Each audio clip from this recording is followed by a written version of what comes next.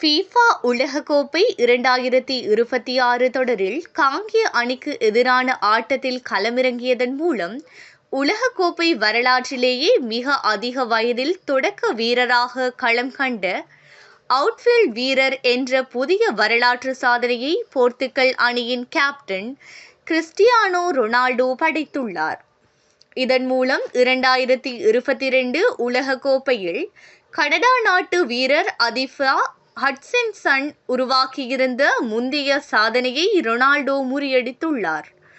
மேலும் அர்ஜென்டினாவின் லியோனல் மெஸ்ஸியை தொடர்ந்து 6 உலகக்கோப்பை தொடர்களில் பங்கேற்ற இரண்டாவது ஆண் கால்பந்து வீரர் என்ற பெருமையையும் அவர் பெற்றுள்ளார்.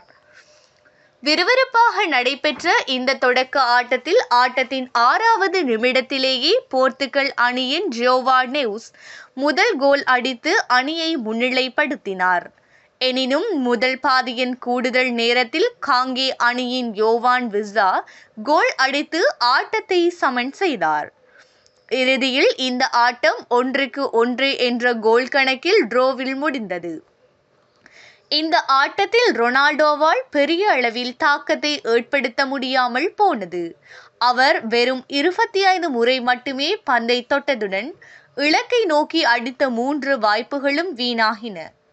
இதன் மூலம் முக்கிய சர்வதேச தொடர்களில் அவர் கோல் அடிக்காமல் இருக்கும் தொடர் 10 போட்டிகளாக நீடித்துள்ளது அவரது ரசிகர்களுக்கிடையே சற்று ஏமாற்றத்தை அளித்துள்ளது.